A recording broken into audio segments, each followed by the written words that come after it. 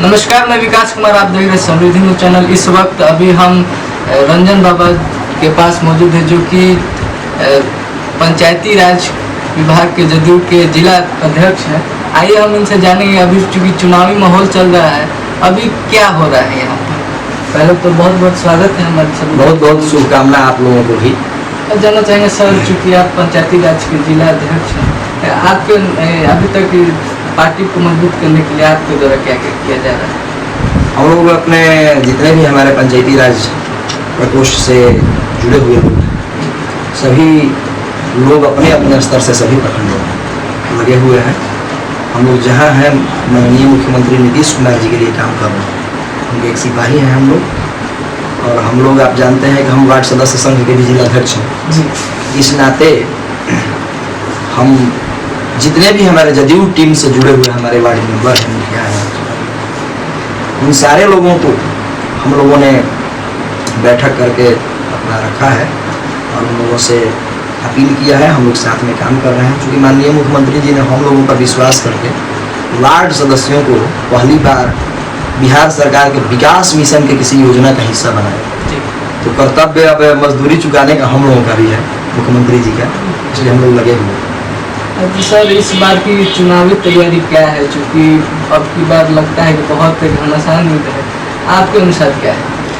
भोजपुर जिला में मेरे नज़र में कोई मुकाबला अब है नहीं, और आप देख लीजिए 7 विधानसभा है हमारे यहाँ। 7 में हम लोग 7-0 से जीतेंगे। ये मैच हम लोग जो 2020 का है, ये 7-0 से जदयू और भाजपा के गठबंधन लोग जीतेंगे। और ये पूरे विश्वास का, चूँकि जनता में जहाँ जहाँ हम जा रहे हैं, हम ऐसा देख रहे हैं। आज देख लीजिए, बिहार में पहले हम लोग जब निकलते थे, जब बिजली कोई मुद्दा नहीं रह गया, सड़क कोई मुद्दा नहीं रह गया। अब जाइए तो जनता कहिए नहीं रही कि सड़क नहीं है, बिजली नहीं है।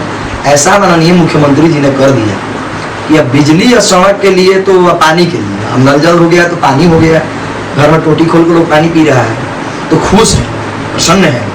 तथाकथित कुछ तबकों को छोड़ दें जिनको लूटने को नहीं मिल रहा है, जो पहले आकंठ भ्रष्टाचार में डूबे रहते थे, उन लोगों को सत्ता की मलाई खाने को नहीं मिल रहा है। केवल तथाकथित वैसे लोग आलोचना करके जनता के उपहास का पात्र भी बन रहे हैं। और माननीय मुख्यमंत्री जी को कोई कहे, आप देख लिए राजनीति में हम लोग तो देखते हैं, जब से हम देख रहे हैं, जब से मैं जानता हूँ, समता पार्टी के जमाने से आज तक कभी टेलीविजन पर मुख्यमंत्री जी के बेटा को भी आप नहीं देखे होंगे कोई इंटरव्यू देते हुए, कोई बयान देते हुए, कोई पॉलिटिकल। लालू जी के परिवार में देख लीजिए, उनका सारा परिवार इसी में लगा रहता है। तेज प्रताप हो, तेजस्वी हो, राबड़ी हो, मीसा हो, उनकी और बेटियां हो, मुलायम के खानदान से भी जोड़ के ये लोग सारे लोग नाता बना के, मतलब किसी प्रकार से एक परिवार बिहार पर हावी हो जाए। अरे बिहार समूचे बिहारियों का है, पूरे बिहार की जनता का है, और इसमें एक परिवार इस पर हावी हो जाए और पूरे बिहार को लूट का थोड़े दिनों के लिए उनको मंत्री बनाया गया, तेजस्वी जी को, तेज प्रताप जी को। तो माननीय तेजस्वी जी ने क्या किया? तेज प्रताप जी ने अपने घर के मॉल की मिट्टी को चिड़ियाखाना में बेचकर उससे भी धन अर्जित करने का काम किया। आज दूर दूर तक देख लीजिए हमारे नेता को, हमारे नेता जो है कर्मठ युग पुरुष माननीय मुख्यमंत्री नीतीश कुमार जी, इनके दूर दूर तक राजनीति में न भाई है, न भाभी है, न साला है, न साली है, न साढ़ू है, न सरहज है। कोई इनका राजनीति में अपना सगा नहीं है, जो राजनीति में आने ही नहीं देते हैं। ये वंशवाद के खिलाफ है कि ये लोकतांत्रिक व्यवस्था में नए नए लोग आने चाहिए। एक ही परिवार के लोग राजनीति पर कायम रहे तो ये फिर लोकतंत्र कैसा है भाई? मजाक बनाकर रख दिया गया है लोकतंत्र का। और जो शराबबंदी हुआ, शराबबंदी कानून ने तो मुझे जदयू में लाया। मैं शराबबंदी कानून के पहले समता पार्टी का हिस्सा हुआ करता था। बीच के कुछ दिनों तक मैं पार्टी के सक्रिय सदस्य नहीं था, लेकिन जब शराबबंदी हुआ तो 4 अप्रैल को देसी और 2 दिन बाद पूरा विदेशी, 6 अप्रैल 2018 को। तो जब ऐसा हुआ तो हम लोगों को लगा, हमारे मन में आया कि महात्मा गांधी कहा करते थे कि यदि 1 घंटे के लिए मुझे भारत का शासन मिले, ये राज चलाने को मिले और मैं राज चलाने का उत्तराधिकारी बनूं, तो पहला काम मैं शराबबंदी का करूंगा। और माननीय नेता ने ऐसा काम किया कि गांधी जी के सपनों को सही में साकार करने का काम किया। लोग क्या किए, कर्पूरी ठाकुर का नाम लेकर, लोहिया जी का नाम लेकर, महात्मा गांधी का नाम लेकर, समाजवाद का नाम लेकर उनके सिद्धांतों को तिलांजलि देकर राज किए। और हमारे नेता ने कर्पूरी ठाकुर का जो आदर्श था, जो विचारधारा था, जो राजेंद्र बाबू का था, जो लोहिया जी का था, जो समाजवाद का पाठ था, उसको उन्होंने सही में शासन मिलने पर लागू किया। ऐसा काम हमारे नेता ने किया है। तो विश्वास है, इसी कारण विश्वास है, विकास हुआ ही है। और जो हमारे विरासत के नेता अपना सुझाव छोड़ गए थे कि ऐसे राज्य चलाना चाहिए, उस मार्ग पर ये हमारे नेता चल रहे हैं। तो पूरा है विश्वास, हम होंगे कामयाब इस 2020 इस जानना चाहेंगे महोदय, इस बार के चुनाव की क्या, अब की बार लोगों को क्या कहा जाएगा? क्या चूंकि विकास तो हो चुका है, अभी बहुत से ऐसे भी पार्टी के लोग हैं कह रहे हैं कि अभी नल जल फ्लॉप योजना है, बहुत सारी योजनाएं धरातल पर नहीं। क्या कहना है आप? विपक्ष का तो काम है कहना, वो तो अपना धर्म, अब तो कुछ कहने के लिए है नहीं, आलोचना के लिए केवल ये सब बातें कही जा रही हैं। मैं तो पिछले इंटरव्यू में भी मैं कहते आया हूँ कि 80% नल जल का काम पूरा हो चुका है पूरे बिहार में, 20% कार्य रह गया है, शेष कहीं कहीं छूटा हुआ।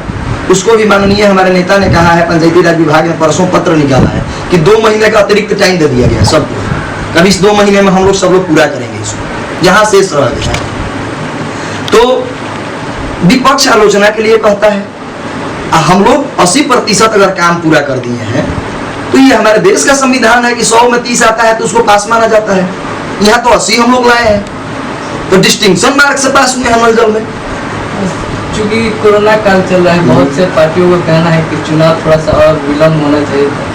आपके पार्टी का कहना है कि चुनाव इसी वक्त होगा, इस पर क्या कहना है? नहीं, मेरी पार्टी का नहीं कहना है, निर्वाचन आयोग का कहना है। ये चुनाव आयोग ने तय किया विधानसभा का चुनाव हर हाल में 29 नवंबर से पहले उसकी सारी प्रक्रिया पूरी होनी चाहिए। अब चुनाव आयोग तय करता है तो पार्टी हमारी राजनीति में आई है, राजनीति कर रही है, तो हम तो उसके हिस्सा है, उसमें हमको जाना है चुनाव। चूंकि सारी पार्टियां ये नहीं चाहती, आपकी पार्टी चाहती है, तो क्या कहना चाहेंगे? नहीं, सारे लोग चाहते हैं, केवल राजद के लोग नहीं चाहते थे, तो उनको हार सामने दिखाई दे रहा है। इसी बहाने वो कुछ दिन टालना चाहते थे महागठबंधन के लोग, जिनको हार सामने दिखाई दे रहा है। अब जो लड़का, परीक्षा से कौन डरता है, जरा सोचिए, एग्जामिनेशन मान लीजिए, तो वही लड़का डरता है जिसको डर है कि सवाल आएगा तो हम आंसर नहीं कर पाएंगे। तो राजद के लोग 1 साल हमारे नेता ने कृपा कर दिया, उपाधि लग गया उप मुख्यमंत्री का। हमारे नेता के कृपा से वो, हम राघोपुर गए थे अभी कुछ दिन पहले, इसी में गए थे 8 दिन पहले राघोपुर विधानसभा में। हमारे वार्ड सदस्य संघ के वहाँ पर लोग हैं और उन लोगों ने याद किया था, तो पटेढ़ी ब्लॉक है, विदुपुर ब्लॉक है, दोनों प्रखंडों में मैं गया था। और ये माननीय उप मुख्यमंत्री पूर्व के जो रहे हैं तेजस्वी जी का क्षेत्र है राघोपुर, ये दोनों ब्लॉक। मैंने जो लोगों का आवाज सुना, तेजस्वी जी यदि वहां रह गए तो वहां से इनका जीतना नामुमकिन है। हम तो सुन रहे हैं क्षेत्र बदल रहे हैं, तो मैं तो इनके क्षेत्र से भी घूम के आया और देख के आया हूँ। तो ये स्थिति है। ये महागठबंधन के लोग इसीलिए कह रहे थे क्योंकि इनको ये सही का, विपक्ष का भी सही रोल नहीं निभाता है। यदि सही विपक्ष का रोल निभाते तो चुनाव में जाने से इनको, विपक्ष तो चाहिए यार, विपक्ष रहे तो यदि सरकार में कोई कमी, वास्तविक कमी है तो इशारा करो उसको, लेकिन ये लोग तो विपक्ष का रोल ही। इस उम्र में माननीय मुख्यमंत्री जी 16-17 घंटा इस राज्य के लिए काम करते हैं। युवाओं को तो प्रेरणा लेनी चाहिए। और देखिए, बच्ची के जन्म से लेकर शादी तक पैसा देती है सरकार, इतनी योजना बनाई गई है। लड़कों को मिडिल स्कूल तक कोई किताब नहीं खरीदना है, सब सरकार दे रही है, साइकिल दे रही है, बच्चों को भी बच्चियों को भी। मुख्यमंत्री कन्या उत्थान योजना, उसके बाद आपको देख लीजिए, हमारे मैट्रिक के बाद बहुत सारे लड़के जो होते थे, उनका अभिभावक उनको पढ़ाने में सक्षम नहीं होते, उसके लिए मुख्यमंत्री ने शिक्षा निगम बना, बैंक चूंकि लोन देने में आनाकानी करने लगे तो बिहार सरकार ने अपना वित्त निगम बनाया। और यदि आप उच्च स्तर की पढ़ाई करना चाहते हैं तो उन युवाओं के लिए खोल दिया है। ये 4 लाख तक का हम लोन दे रहे हैं और बच्चों से हम लोग तो सुनते हैं तो पंचायत में कहते हैं कि इस लोन का खूब लाभ लो और पढ़ो, और पढ़ने के बाद अच्छी नौकरी करो तो वो चीज़ सरकार को लौटा दो। और हमारे नेता तो यहाँ तक कह रहे हैं कि यदि नहीं भी लौटा है तो कोई बात नहीं है, लेकिन पढ़ो। यदि हमारा बिहार का लड़का पढ़ा लिखा होगा तो यदि कोई भरमाने का भी काम करेगा, जैसे आज विपक्ष के लोग कहते हैं कि कुछ नहीं हुआ है, तो पढ़े लिखे लोग उसमें अपना दिमाग लगाते हैं ये विपक्ष जो कह रहा है वो सही कह रहा है कि गलत कह रहा है। और एक भोले भाले लोग होते हैं, वैसे लोगों को तो कुछ भी कह देगा तो वो आदमी सोचता है कि नहीं वो ठीक बोल रहा है। लेकिन जो जिन लोगों के पास शिक्षा होगा, इन लोगों ने क्यों शिक्षा की व्यवस्था नहीं की 15 साल, हम ही जानना चाहते हैं।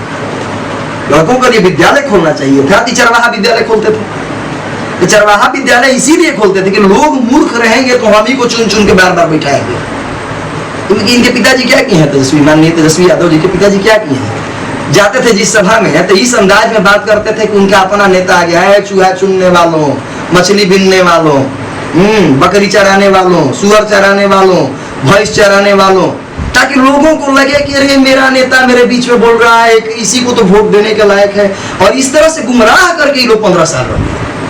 ये तो हमारे नेता ने 15 साल फील्ड में मेहनत करके और लोगों को बताया, जगाया कि देखिए ऐसे ऐसे बोलकर आप लोगों को ठगा जा रहा है। बिहार को विकास के गर्त में नहीं, महाजंगल राज के गर्त में 15 साल तक ढकेला गया है। आप इस चीज को मान लीजिए कि यदि लालू जी का परिवार नहीं आया रहता तब पंजाब से बिहार आगे रहता। आज के तिथि में भारत के जितने विकसित राज्य हैं उन राज्यों से हमारा बिहार आगे रहता। इस बार के चुनाव मुद्दे क्या है? इस बार के चुनाव में हम लोगों का मुद्दा जो है कि नहीं, मुख्यमंत्री जी ने कहा है कि अगर इस बार जनता सेवा का मौका देती है तो हम लोग तो सेवा करते रहते हैं, और अवसर मिला तो इस विकास की जो गाड़ी चल रही है, जितना 7 निश्चय का काम चल रहा है, इन कार्यों को हम लोग और आगे ले जाएंगे। अब जिस जैसा सर्वे चल रहा है हर खेत को हम लोग पानी देंगे। अब इस बार माननीय मुख्यमंत्री जी ने कहा है कि एक भी खेत नहीं छूटेगा जहाँ सिंचाई सरकारी व्यवस्था नहीं होगी।